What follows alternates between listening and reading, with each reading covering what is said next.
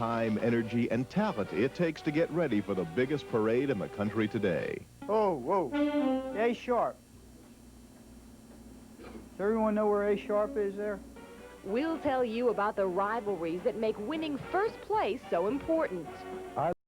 I know you're not going to believe this because Cherie doesn't look a day older, but we're getting ready to say goodbye to another year. Yes, we are, and a lot of us are getting ready to go to New Year's Eve parties. Like, you probably are going to one, aren't you? You know I never get invited anywhere. Oh, poor thing. Well, lots of us are. But the mummers, on the other hand, are in clubhouses all over the Delaware Valley. They're getting ready for their big day. Which explains why we're here at the Mummers Museum at 2nd and Washington in South Philadelphia to present to you 10 Around Town, the Mummers Strut, 1985.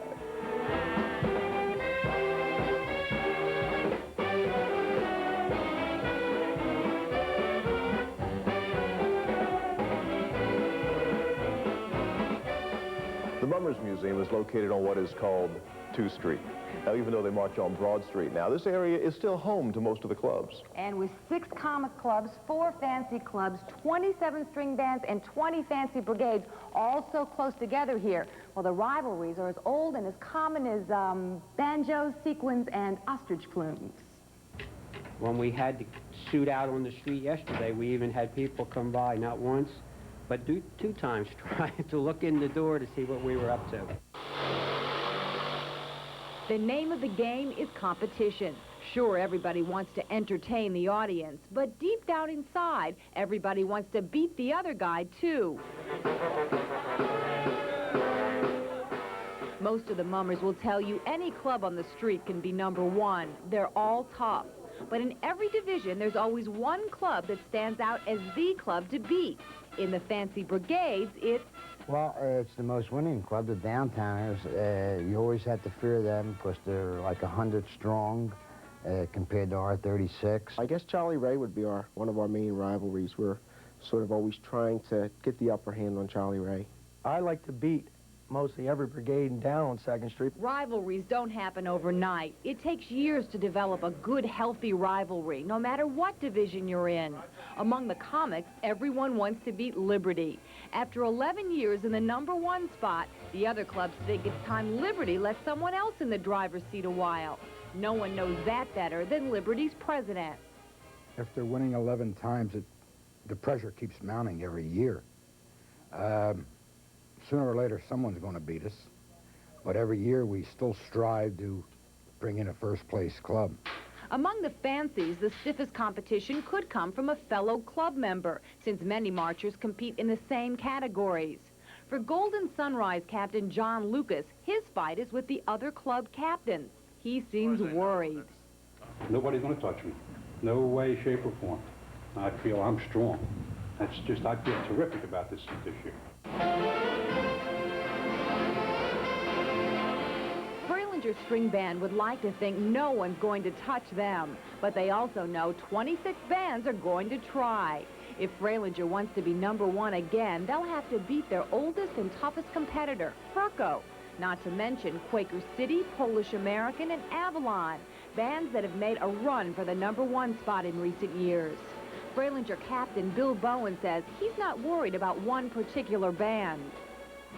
It isn't important to beat another club, it's just important to win. Everyone will be out there to win, but if you can beat the club down the street or the group that's given you the toughest competition, the victory is going to be just a little sweeter. Is there competition? Well, the stories go that years ago, a fancy captain would sometimes be kidnapped so that he couldn't march and win a prize. Oh, that's fierce. It's a little less competitive now, but the competition is still there, and that's why all the clubs work so hard to prepare for the New Year's Day parade, as we found out firsthand. That's right. To show you how much, after Fralinger had a sweep 2 years in a row, first prize both club and captain, we followed them through a year of planning and preparation to show you how much there is.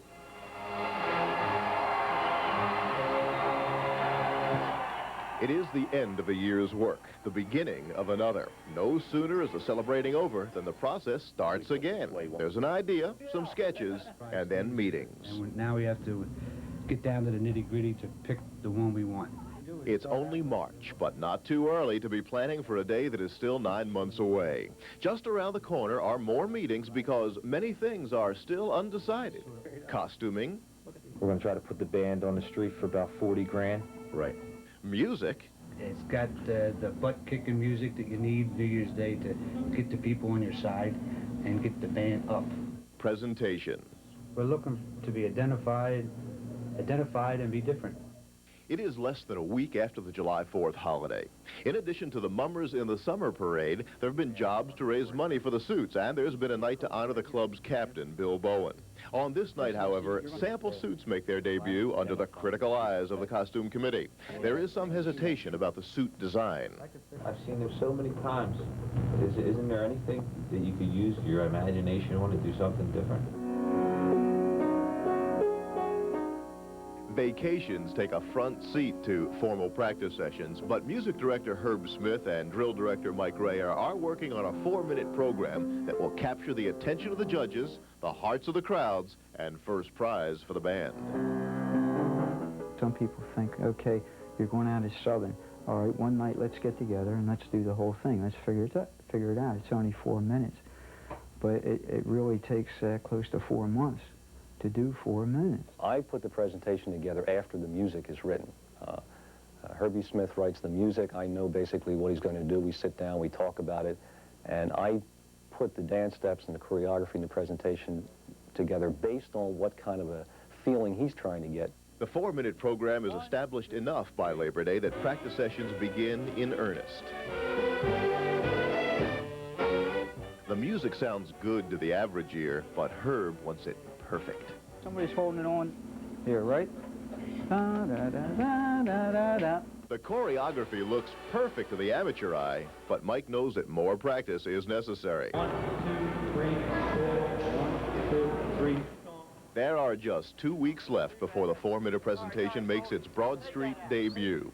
It's been 9 months since the idea first began to take shape, but now the suits are ready for the band members. With the exception of last-minute practice sessions, it is the final step on a journey that began nearly a year ago and will begin again as soon as this parade is over.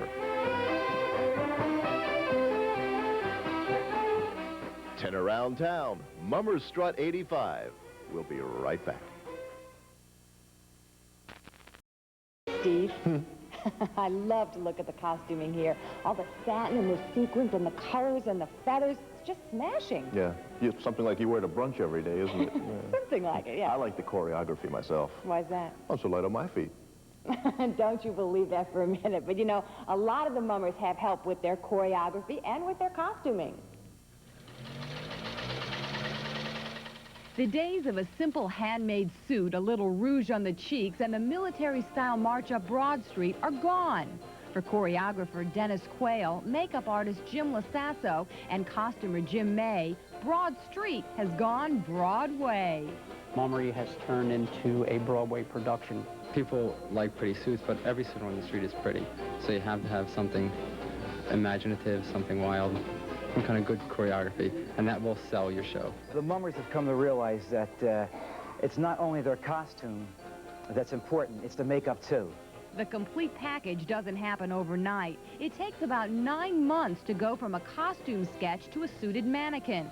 Hour after hour of rehearsal to get the steps right.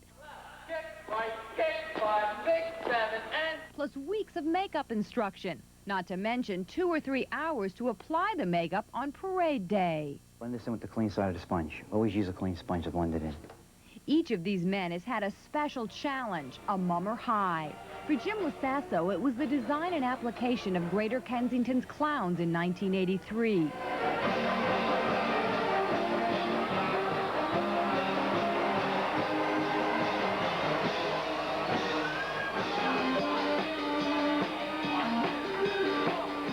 For Dennis Quaile, it will be pulling off the intricate performance of Cats when the Golden Crown Fancy Brigade performs this New Year's Day. And with 8 different string bands for clients, Jim May's satisfaction and reward comes with putting a good suit on the street. I'm going to build the best suit that I can for all, and may the best band win. I'm a competitor, and I want to win. A lot of out-of-towners come to Philadelphia to watch the Mummers Parade, and that means they stay in our hotels and they eat in our restaurants, and that brings a lot of money into the city. And the city pays some money back out. $318,000 in prize money. And who decides who gets that money? The judges do, that's who. We'd like to tell you who they are, but we can't. It has to be kept a secret. But we did talk to them. It seems like the judges, whomever they are, don't particularly care to see the brigades doing theatrical themes. Now there's a job, trying to figure out what the judges want. It isn't easy being a judge, but the city gathers a group of people willing to decide who'll be number one. As each new division rounds City Hall, a new team of judges moves in too. A committee of 3 decides the comics and the fancies. 4 experts judge the fancy brigades, and 6 judges decide the winning string band. Now, maybe no one particularly likes a judge, but everyone wants to please the judge. The city keeps their judges a secret, but not from 10 around town, although we did agree to keep their identities a secret. We talked to a comic judge who told us what it takes to score big points in his book. I look for something that makes me laugh. I think that that's the basic ingredient of the comic division. It has to be funny, has to have a little bit uniqueness, color, cohesion, but basically it's a comic division event, so it's got to bring laughter.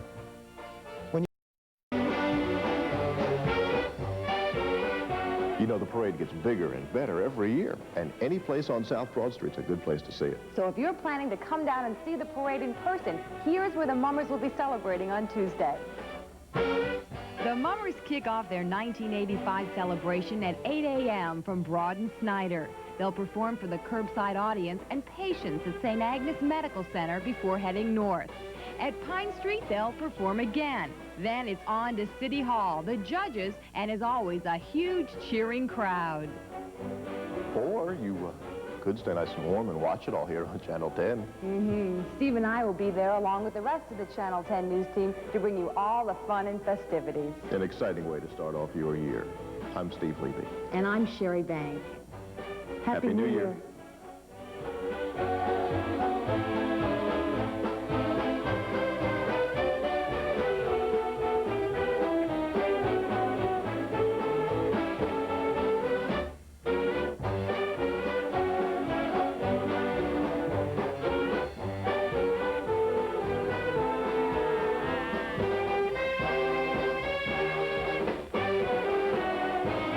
Chesapeake.